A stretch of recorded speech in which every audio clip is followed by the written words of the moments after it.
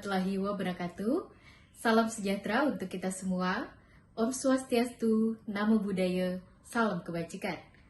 Perkenalkan, saya Reski Rahmawati, dosen pengampu mata kuliah Komunikasi Politik pada program studi Ilmu Politik, Fakultas Ilmu Sosial, Ilmu Politik dan Hukum, Universitas Sulawesi Barat.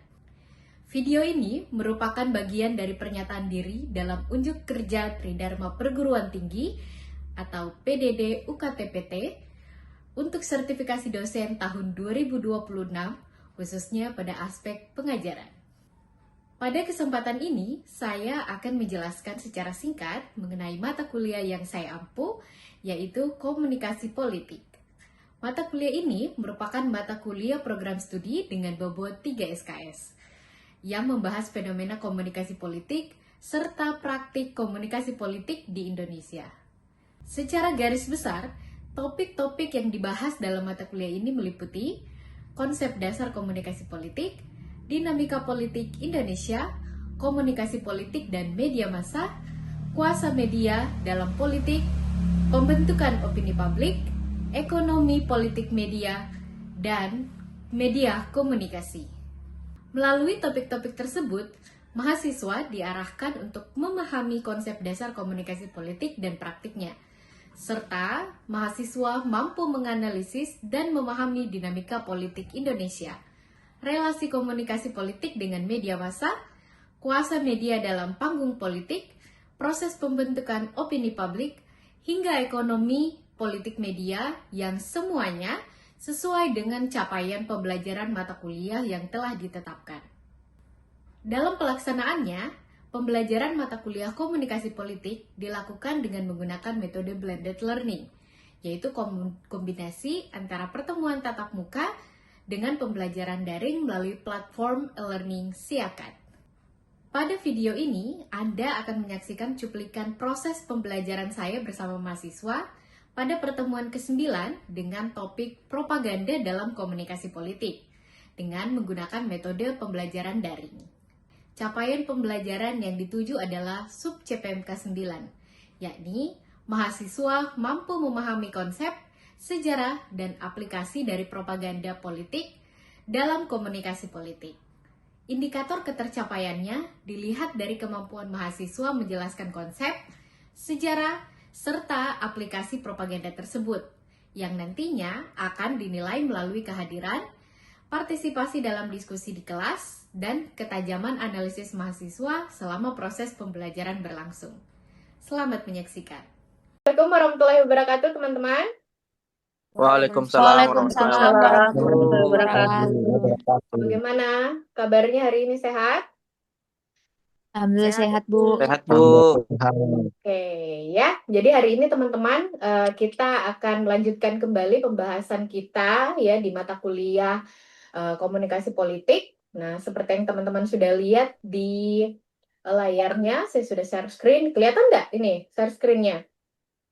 Ya, kelihatan, Bu. Kelihatan, Bu. Oke, ya. Jadi hari ini kita akan belajar terkait dengan propaganda dalam komunikasi politik ya. Jadi kemarin-kemarin kita sudah belajar tuh apa komunikasi politik, kemudian apa itu media massa dalam komunikasi politik, kemudian apa saja definisi-definisi, kemudian model-model dari komunikasi politik itu sendiri. Nah, hari ini teman-teman akan lebih mendalami lagi ya terkait dengan propaganda dalam komunikasi politik. Nah, kenapa sih teman-teman harus belajar mengenai propaganda gitu ya? Jadi propaganda itu teman-teman sebenarnya bukan sesuatu yang baru ya.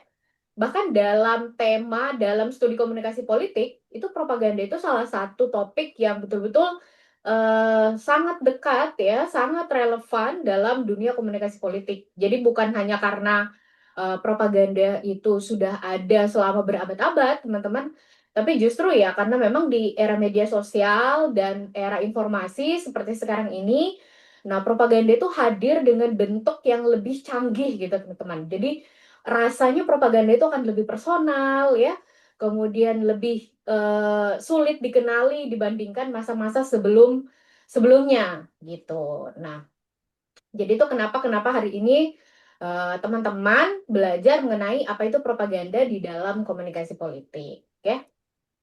Nah, selanjutnya teman-teman, agenda pembelajaran kita hari ini tuh ada 4 ya. Jadi yang pertama itu konsep dasar propaganda. Nih, nanti teman-teman akan belajar terkait dengan fondasi ya, pengertian, definisi yang kuat ya terkait soal propaganda itu. Jadi bagaimana nanti teman-teman bisa membedakan antara propaganda dengan komunikasi biasa gitu. Dan apa saja karakteristik utama dari propaganda itu. Nah, yang kedua, teman-teman itu akan belajar tentang sejarah propaganda. Jadi setelah teman-teman nanti tahu konsep propaganda itu seperti apa, ya teman-teman juga akan belajar melihat ya bagaimana propaganda itu berkembang dari zaman kuno sampai dengan zaman era digital seperti sekarang ya. Jadi ini penting biar teman-teman bisa paham bahwa ternyata propaganda itu bukan sesuatu yang baru teman-teman, bukan sesuatu yang baru kita dengar 1 atau 2 tahun terakhir, tapi memang ternyata propaganda itu sudah sangat lama bentuknya gitu. Memang dia berubah bentuk setiap tahun gitu ya, setiap perubahan masa dia berubah. Tetapi sebenarnya propaganda ini adalah sesuatu yang memang sudah ada dari zaman dulu, gitu ya. Kemudian pembelajaran kita yang ketiga itu adalah teknik dan metode propaganda. Ya, jadi teman-teman akan belajar mengenali ya bagaimana teknik propaganda yang memang kalau di kampus-kampus ya itu sudah diidentifikasi secara ilmiah. Jadi nanti kalau teman-teman lihat berita ya, berita tentang politik misalnya atau tentang apa saja yang sedang ngetren ya, itu teman-teman bisa mengenali, oh apakah fenomena ini sebuah propaganda atau bukan gitu, sesuatu yang memang murni terjadi, ataukah ini sesuatu yang sudah dirancang sedemikian rupa ya sehingga menarik perhatian banyak orang gitu. Kemudian eh, pembelajaran kita yang keempat itu adalah aplikasi dalam komunikasi politik ya. Jadi pembelajaran kita yang terakhir ini nantinya menghubungkan ya semua teori-teori ya, kemudian teori-teori terkait dengan propaganda itu dengan studi kasus yang nyata. Jadi sesuatu yang terjadi yang betul-betul terjadi di kehidupan teman-teman, termaksud ya kasus-kasus yang terjadi di Indonesia sekarang. Jadi biar propaganda itu bukan cuma teman-teman kenali saja konsepnya, tapi teman-teman bisa benar-benar merasa dekat gitu ya, merasa relevan ya dan bisa benar-benar membedakan apakah suatu fenomena itu sebuah propaganda atau tidak. Itu ya. Paham sampai di sini kira-kira apa saja yang akan kita pelajari? Paham, Bu. Oke, Paham, Bu. ya. Nah, sebelum kita lanjut ya, sebelum saya lanjut ke slide selanjutnya nih teman-teman. Ada enggak yang bisa mendefinisikan ke saya ya, atau mungkin teman-teman pernah mendengar kata propaganda itu? Ada enggak sih yang mungkin pernah dengar di TV, di sosial media atau saat teman-teman scroll TikTok ya? Mungkin pernah dengar, oh ini propaganda ini. Ada enggak yang bisa mendefinisikan ya propaganda itu apa? Atau mungkin teman-teman pernah baca, pernah apa gitu ya, pernah dengar gitu mungkin di podcast dan lain sebagainya? Ada yang bisa? Propaganda seperti penyebaran informasi yang disengaja, Bu. Kayak politik Hmm. atau rumor kebohongan atau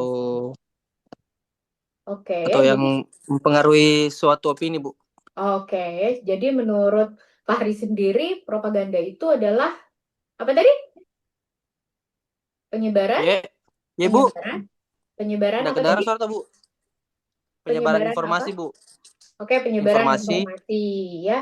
Jadi Ya. kalau menurut Fahri bahwa propaganda itu merupakan penyebaran informasi. Nah, ada yang lain mungkin yang bisa mendefinisikan propaganda? Ada yang bisa? Atau saya lanjut? Oke. Saya Bu, Ya, silahkan. propaganda itu sendiri yang saya pahami itu artinya penyebaran informasi dengan sengaja melalui media media sosial untuk Hmm. menggiring suatu opini dengan tujuan tertentu, Bu. Oke, jadi penyebaran informasi melalui media sosial ya untuk menggiring opini ya. Jadi definisinya sebenarnya mirip-mirip yang seperti yang diungkapkan oleh Fahri tadi. Nah, di sini teman-teman bisa lihat di layarnya ya. Jadi ada konsep dasar terkait dengan propaganda, teman-teman.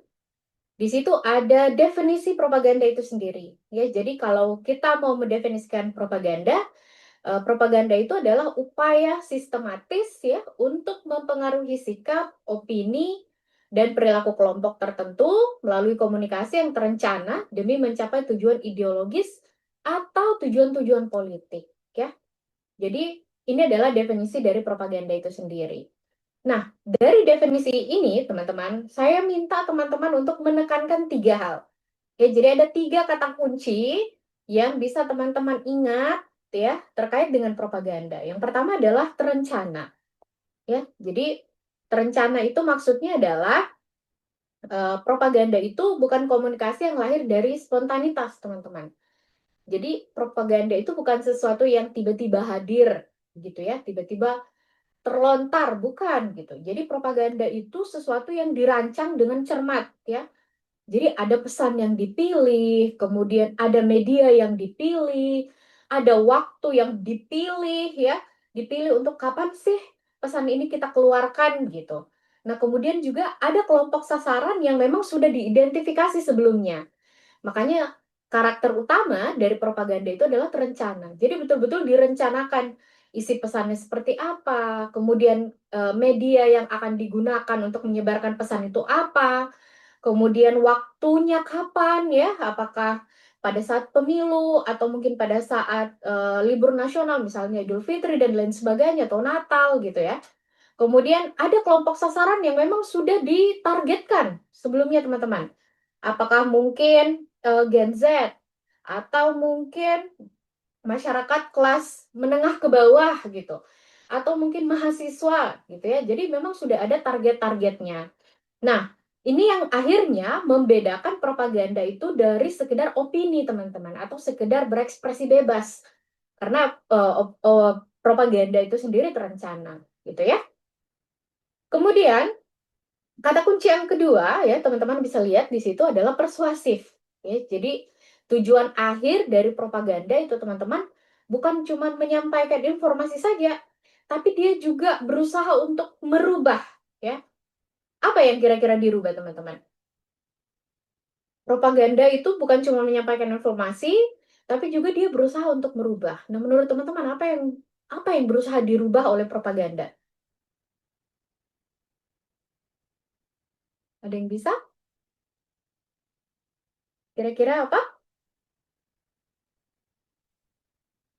Cara cara berpikir Bu, mungkin cara menggiring opini Bu Oke. Ya, ke arah jadi yang sebenarnya. oke. Jadi yang perlu dan ingin dirubah dari propaganda itu adalah cara audiens ya, atau cara orang yang mendengar propaganda itu.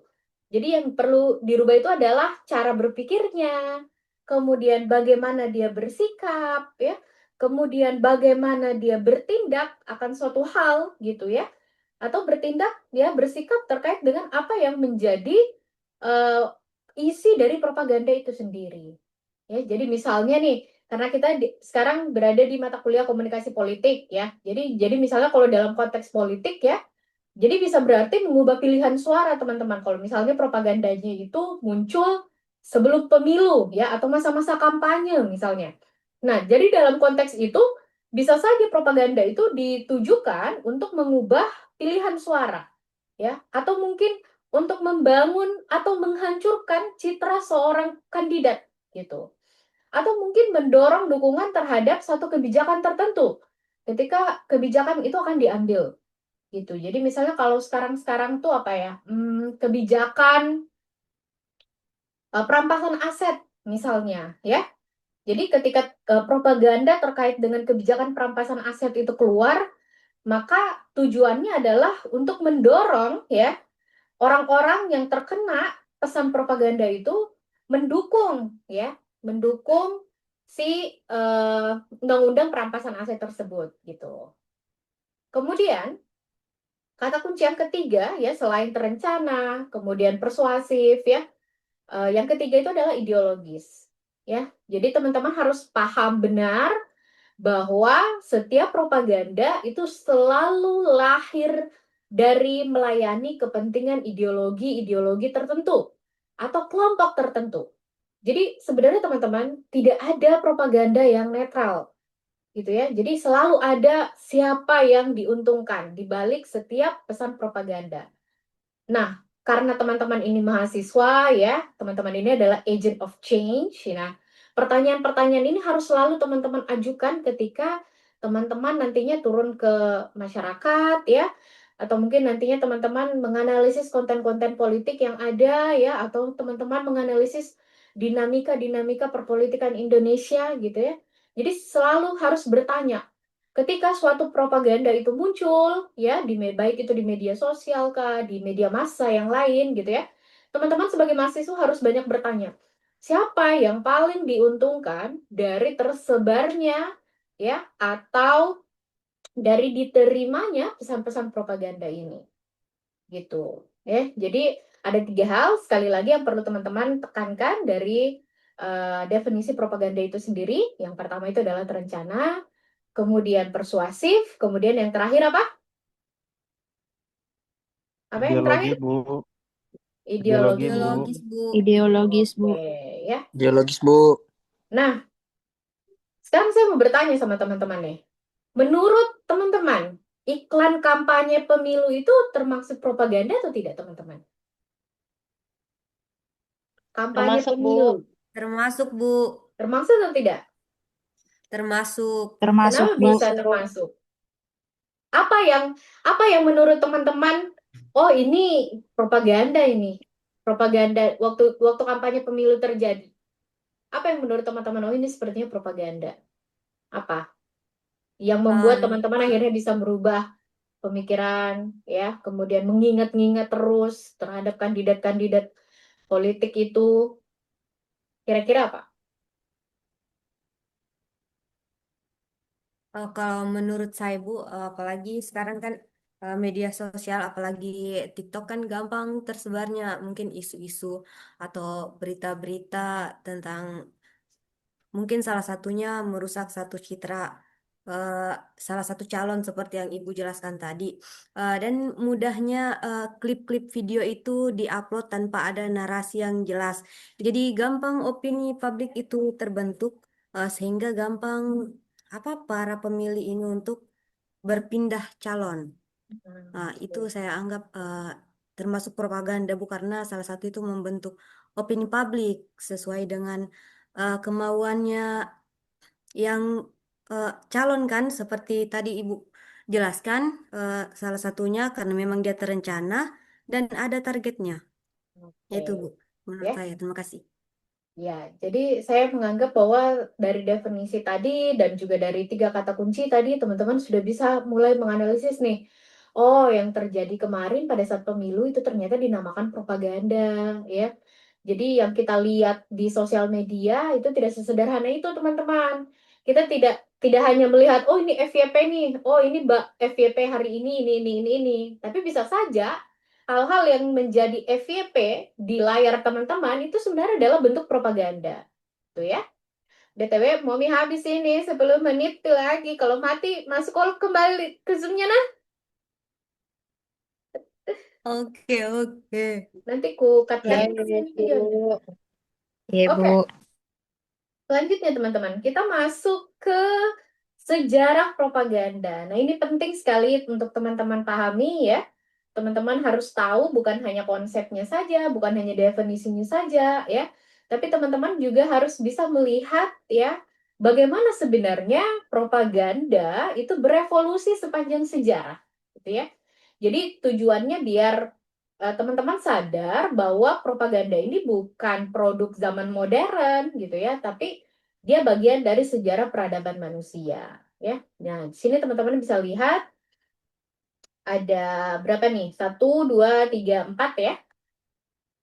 Jadi dalam sepanjang sejarah evolusi dari propaganda itu ada 4 era yang betul-betul menandai apa namanya evolusi dari propaganda itu sendiri.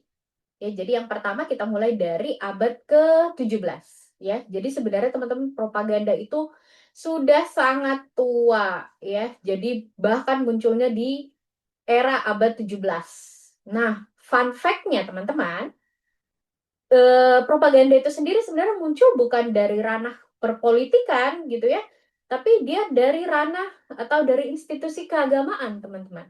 Bukan politik ya. Jadi munculnya itu di gereja Katolik. Nah, menariknya kata propaganda itu sendiri sebenarnya berasal dari Paus Gregorius ya, kalau tidak salah. Ya. Dia itu pernah mendirikan Congregation de Propaganda Fide. Ya, jadi ada lembaga yang didirikan oleh Paus ya.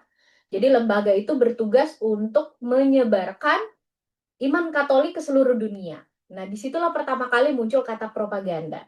Ya, jadi kata propaganda itu berasal dari bahasa Latin, teman-teman. Propagare, ya, yang berarti menyebarkan atau menanamkan, gitu. Nah, pada titik ini tuh sebenarnya propaganda belum menjadi sesuatu yang negatif, ya. Jadi konotasinya itu belum negatif, gitu, karena memang ya artinya adalah hanya untuk menyebarkan. Karena kemudian kata-kata itu muncul di gereja, maka ya menyebarkan iman Katolik ke seluruh dunia gitu. Jadi penyebarannya itu diharapkan menjadi penyebaran yang terorganisir gitu loh. Nah, disitulah kemudian awal muncul kata propaganda itu sendiri. Jadi era abad ke-17. Nanti kalau ditanya teman-teman mahasiswa politik tahu nggak bagaimana sejarahnya propaganda? Oh, tahu dong ya bahwa propaganda itu pertama kali muncul di gereja, bukan di kongres, bukan di rapat-rapat politik gitu ya, tapi di gereja. Nah, kemudian yang kedua adalah propaganda itu berevolusi di era Perang Dunia Pertama. Ya, jadi pada tahun 1914 sampai 1918 ya. Jadi di era ini teman-teman propaganda itu dia mulai jadi senjata negara yang sistematif dan juga masif ya. Jadi memang digunakan pada saat perang. Jadi negara-negara yang terlibat perang pada saat itu ya, Inggris, kemudian Amerika, kemudian Jerman dan Prancis ya. Itu mereka itu berlomba-lomba untuk memproduksi poster, pamflet ya, kemudian film pendek, siaran radio. Nah, semuanya berlomba-lomba untuk tujuan utamanya itu apa? Tujuan utamanya itu untuk membangkitkan semangat warga negara masing-masing ya, untuk merekrut tentara ya, kemudian membangun citra musuh ya sebagai sosok yang jahat dan tidak manusiawi. Gitu. Jadi bayangkan pada saat itu teman-teman, poster, kemudian pamflet, kemudian film pendek itu diproduksi secara masif ya. Kemudian isinya itu bagaimana supaya warga negara itu mau membantu peperangan, mau sukarela menjadi seorang tentara gitu. Kemudian menanamkan pemahaman di kepala masyarakat ya, di kepala masyarakat masing-masing negara itu bahwa musuh negaranya itu adalah sosok yang jahat dan tidak manusiawi. Nah, bahkan teman-teman pada saat itu di Amerika ada poster rekrutmen ya yang tulisannya itu adalah Uncle Sam Wants You. Ya, jadi Uncle Sam Wants You itu adalah sebuah poster yang ada di Amerika dan itu apa namanya poster propaganda ya di mana pemerintah Amerika itu masif ya mereka ingin supaya generasi-generasi muda Amerika pada saat itu mau dengan sukarela ya mendaftarkan diri mereka menjadi tentara untuk Perang Dunia I gitu ya. Era Perang Dunia II ya, jadi pada tahun 1939 sampai dengan 1945. Jadi kalau tadi dimulai di era Perang Dunia Pertama, kemudian ternyata berlanjut nih sampai di era Perang Dunia Kedua. Nah, jadi ini sebenarnya menjadi tonggak ya, menjadi puncak propaganda dalam sejarah modern, teman-teman. Jadi kalau di Perang Dunia Kedua itu kan ada Jerman ya, ada Nazi, kemudian di Jerman itu ada menteri propaganda sendiri. Jadi ketika perang terjadi, negaranya itu membentuk kementerian propaganda. Nah, ada menteri propagandanya namanya Joseph Goebbels ya. Jadi kemudian si menterinya ini dia menjadikan seluruh aparatur negara ya itu menjadikan radio, dia menjadikan film ya, menjadikan surat kabar, menjadikan seni, menjadikan arsitektur, itu apa saja yang bisa dia jadikan sebagai mesin propaganda yang terintegrasi. Ya, kalau itu kalau di Jerman. Kalau di Soviet ada lagi Stalin, ya. Jadi dia menggunakan propaganda untuk membangun kultus individu dan juga dia mencoba untuk mobilisasi masyarakat pada perang gitu. Nah, propaganda pada Perang Dunia Kedua ini, teman-teman, sebenarnya membuktikan bahwa media massa itu bisa digunakan untuk mengendalikan pikiran jutaan orang secara bersamaan. Jadi sangat-sangat powerful sekali, teman-teman. Dan dampaknya itu bisa sangat merusak, ya.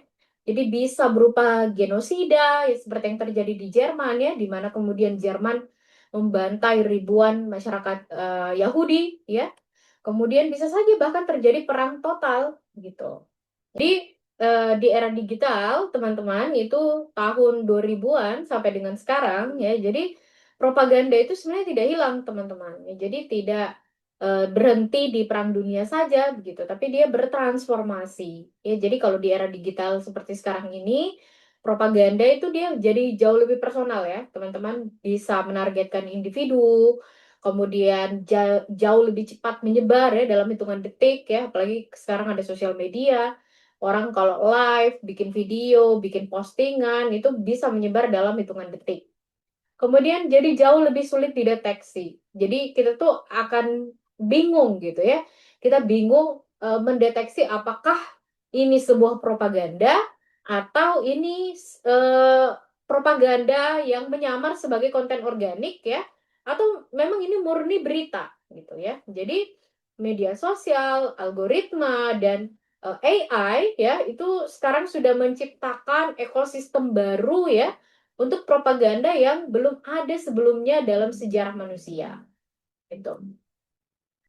Oke, saya rasa itu dulu, teman-teman. Terima kasih sudah berpartisipasi dalam perkuliahan kita hari ini, ya. Sampai ketemu minggu depan. Jangan lupa tadi tugas refleksinya dikerjakan dan dikumpulkan di LMS masing-masing, ya. Dan nanti akan kita bahas di minggu depan, sekaligus kita juga akan membahas materi-materi yang lebih menarik lagi, ya, di mata kuliah ini, mata kuliah komunikasi politik. Oke, terima kasih teman-teman atas partisipasinya. Sekali lagi, saya tutup perkuliahan kita hari ini dengan Assalamualaikum warahmatullahi wabarakatuh. Waalaikumsalam warahmatullahi wabarakatuh.